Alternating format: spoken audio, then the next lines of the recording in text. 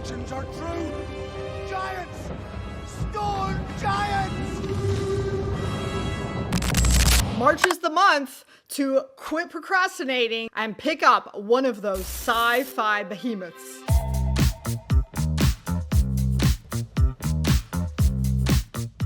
All right, guys, so in case you don't know, one of the classic or traditional booktube challenges, March of the Mammoths. This is a reading challenge that takes place in March. And the goal is to use this challenge time to pick up some of those books, traditionally over 800 pages, that you have maybe been procrastinating or putting off. All I've done is procrastinate. So I thought I would make this video and get into some sci-fi behemoths. Since I've already made a video on books you can read in a day, I will link that both in the cards and in the description box down below in case you're somebody who doesn't want to add a page count to your reading. That's okay. But I have gotten into some discussions lately, including one on Instagram. I'm going to put up the person's name here. This person has asked me specifically for some longer science fiction book recommendations, and this is because their job involves quite a lot of driving, and so they said they want something that is 20 hours on audio or greater. So let's get into a couple of these rules. The first rule comes from the fact that a lot of page counts and even audio narration can be a little bit spotty depending on what kind of paper the publisher used, what kind of font the publisher used, which edition of book you have. So it was a little bit overwhelming. So I'm going to make this whole list based off of the editions that I own. So this book is an entire list of the large mammoth sci-fi behemoths that I own specifically. So this way I could verify the page count. Now I also am going to include the audiobook narration time, but depending on the audio reader, some are fast and some are slow, and you'll see quite a discrepancy between some of these books and their page counts and the audio time. I don't know how to rectify these numbers, but I am going to include the information if we can. Next, I will be including books that I haven't read yet. Now, usually I don't do that for a lot of my lists, but since these are all the books that I own, this will help me figure out which books I need to be reading sooner rather than later, and which books I should own but don't. So please let me know in the comment section if you have some sci-fi behemoths that I should be looking into harder. Despite the fact that the traditional March of the Mammoths challenge is books over 800 pages, I'm going to include books with 700 pages as well, because there aren't as many books over 800 pages that I have read, which is a little embarrassing, yes, but I want to at least hit a lot of the books that I have already read. And I promise to do better next year. Finally, the very last rule is omnibus editions totally count, because without them, I'm really going to be struggling for some sci-fi behemoths, if you know what I'm saying.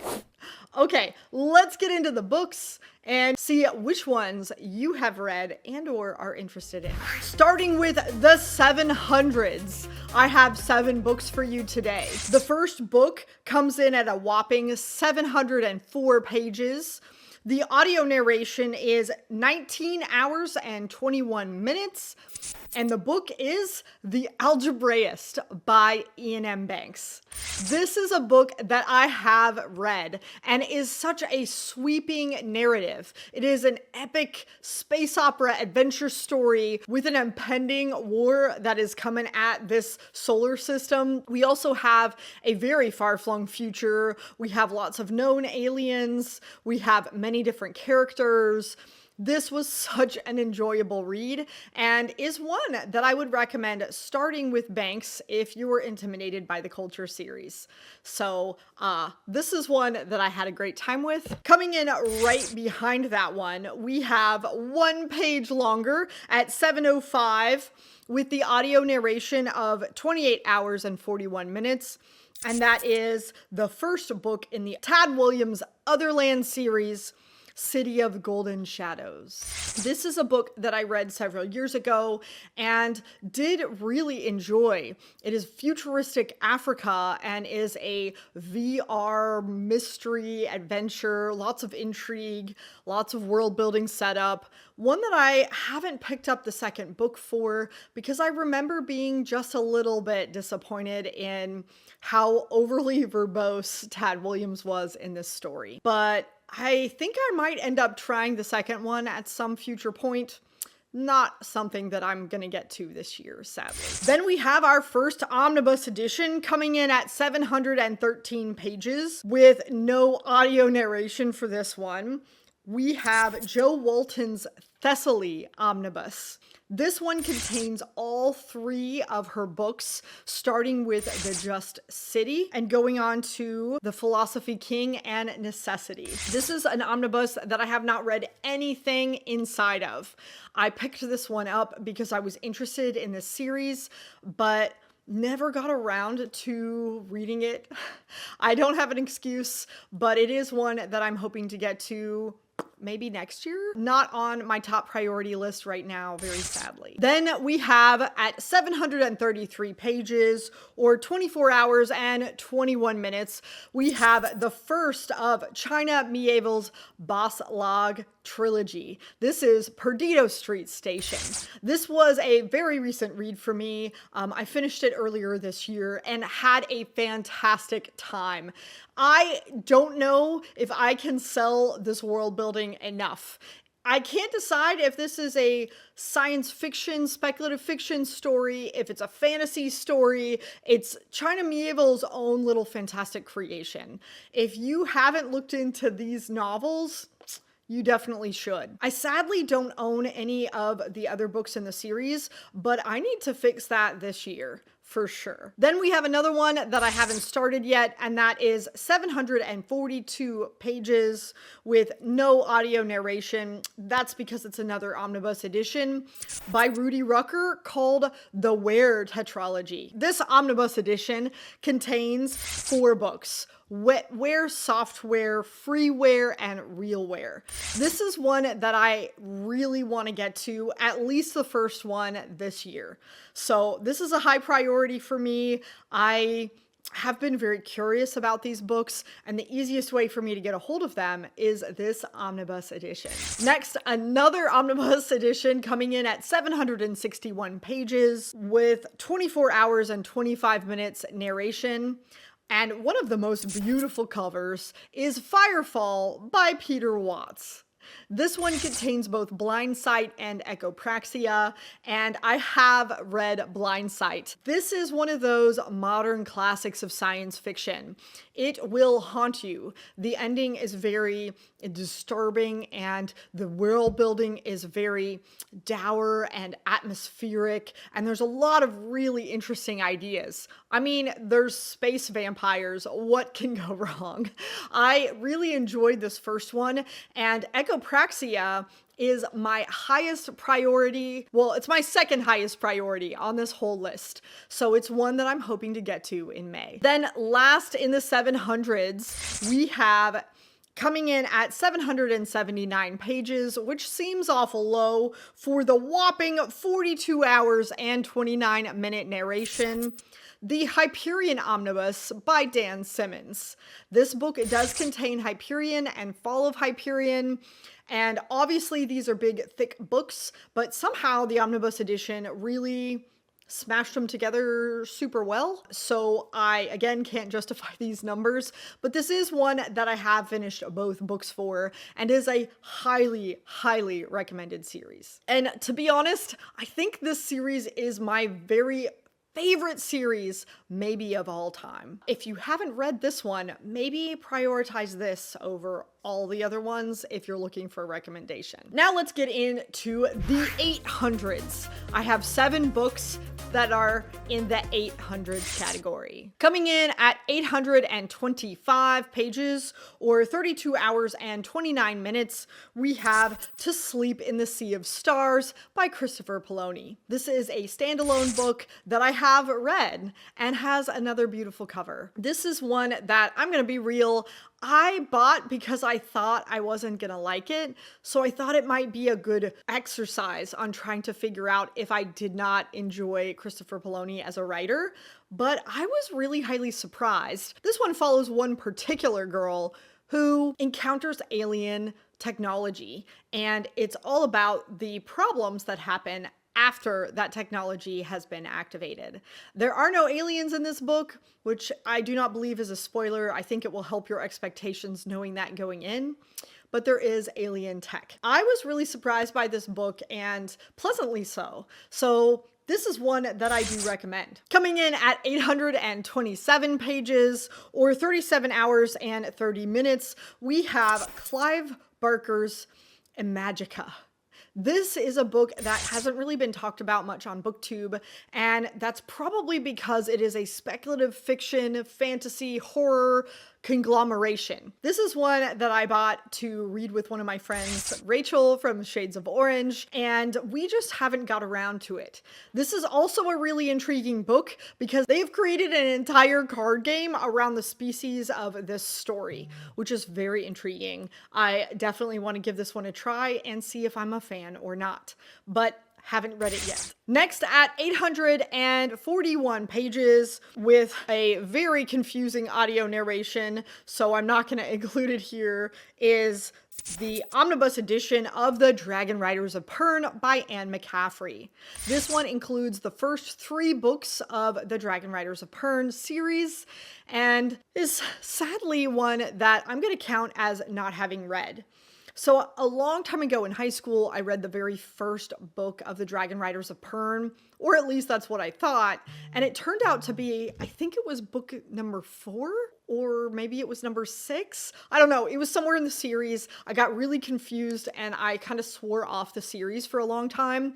So I bought this beginning edition so that way I would know the order of the books. And I just never got around to it because it's science fiction, but it's also fantasy. And I don't know why. I just never prioritized the series. The audio narration, there's multiple different versions of the audio narration, and each of them are different times. So I decided that was too confusing. I'm so sorry. If you're interested in this one, you'll have to look up the audio times on your own. Next, we have one that isn't as confusing, and that is coming in at 842 pages and 30 hours and 40 minutes. We have Stephen King's 11/22/63. You guys, this one is one that I have absolutely read, absolutely love. It's time travel, trying to go back in time and prevent the JFK assassination.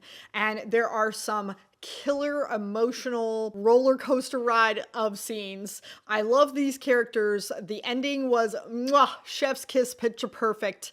I just absolutely loved this one. If you haven't read it, this is a Stephen King that I can recommend. Coming in at 861 pages or 31 hours and 55 minutes is Neal Stephenson's Seven Eves. This is one that I have definitely read, and it is a disaster survival novel in the future of what could happen. I had such a good time with this book, and I had to read it because the last third of the book is very controversial.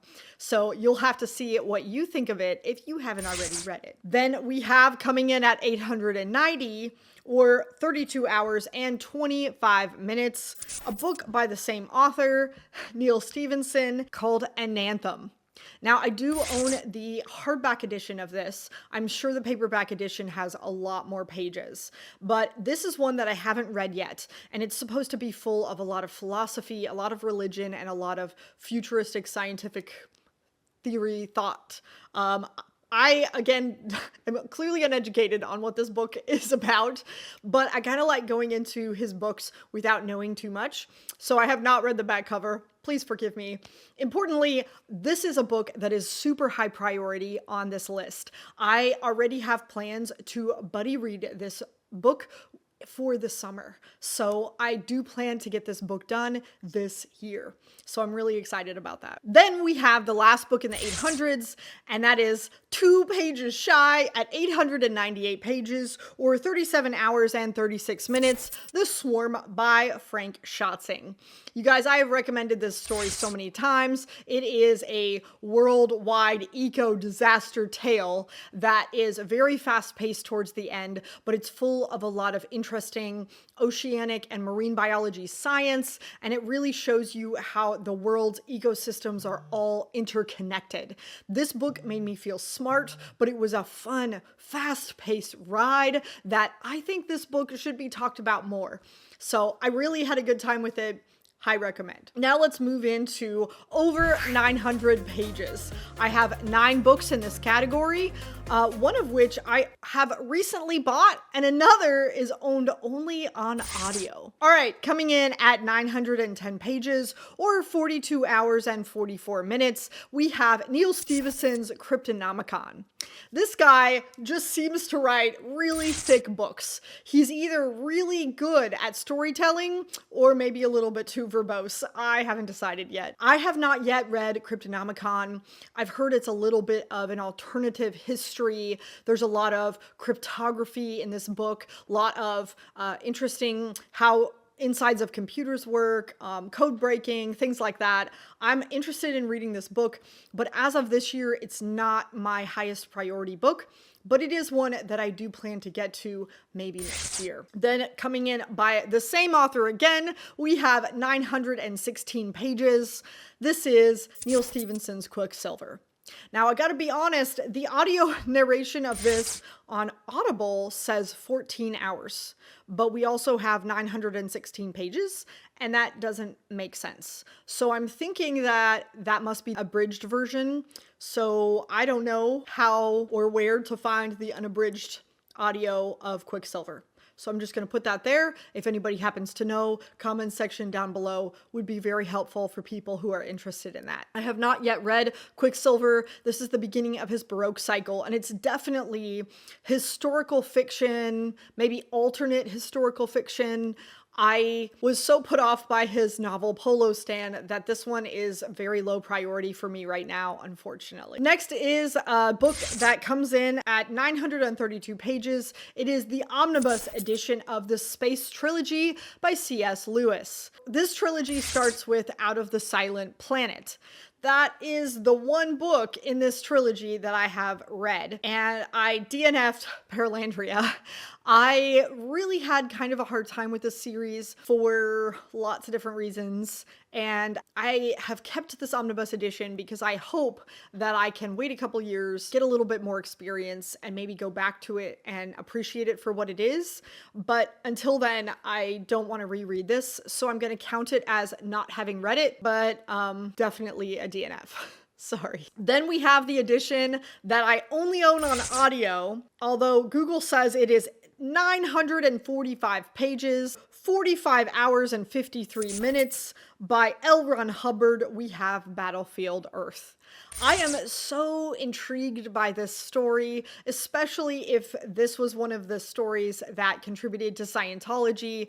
I'm just like morbidly curious, and that's why I've had it on audio forever, but haven't actually gotten to it yet. This is going to be one of those stories that I have to get a wild hair at some point and randomly start listening to it and potentially getting addicted to it at that time. Because I gotta say, 45 hours is a long time to commit to a story that I'm not entirely sure I'm gonna love.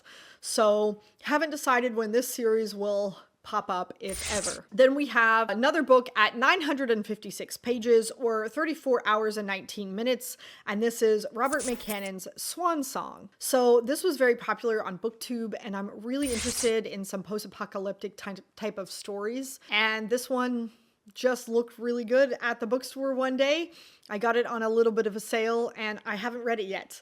So this one is a little bit lower on my priority list. Finally, one that I have read, and that is coming in at a whopping 938 pages. We have also 53 hours and 4 minutes, the longest one by far on this list. And that is Dan Simmons' Endymion Omnibus Edition. So these are books 3 and book 4, Endymion and Rise of Endymion in his Hyperion Cantos series. This is a very contentious duology in this 4-book series. A lot of people say that they don't recommend reading it, and I understand why they say that, because I think the 3rd book is my least favorite of them all. But I gotta tell you, it's worth every page, every minute, every single word to get to the end of this story, at least in my opinion. Again, it is one of my all-time favorite science fiction series ever, and I had a great time with it. There's nothing that this book series doesn't talk about. There's 0 things, and that's a great thing. I do think that this is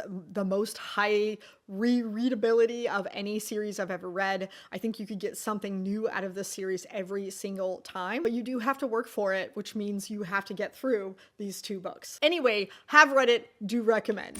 Coming in at, again, another whopping 1,141 pages, or 37 hours and 21 minutes. The most recent book that I have finished on this whole list that I'm totally gonna count for my sci-fi behemoth read of the year.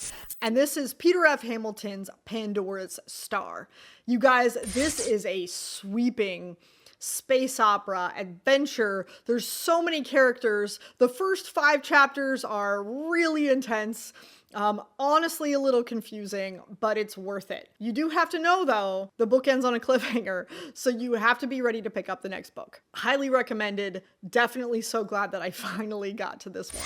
Then coming in at 1,157 pages, or 46 hours and 45 minutes, we have Haruki Murakami's IQ84, or 1Q84. This one is one that I have been recommended many times. A lot of people have told me it's science fiction, or maybe it's not. I haven't really decided when this book is going to appear on my TBR. I am not in a rush to read this one, to be honest. So that moves us on to the very last book in the list, and my most recently acquired book, the one that is the highest page count that I own to date. And that is 1,235 pages, or 40 hours and 59 minutes. And that is Judas Unchained by Peter Hamilton, the follow-up book to Pandora's Star. I am very excited to get into this story, and I cannot wait to find out what happens to these characters. I wasn't sure that I loved this book when I first started it, but this is the book that is the highest priority on my TBR for all of March, which means that after I get done with the book that I'm reading now, I think this book is going to be the very next one I read. And that does it, you guys, for all of the sci-fi behemoths that I own and have read or not read. So now you know my priority list, you know what is out there. I'm sure there are lots more sci-fi behemoths that I don't own. Would love to hear what your list is in the comment section down below, and always looking for some new sci-fi to read. Until then, I hope you're inspired to pick up one of those sci-fi behemoths you've been meaning to get around sometime in March. Until then, you guys, I will see you in the next video.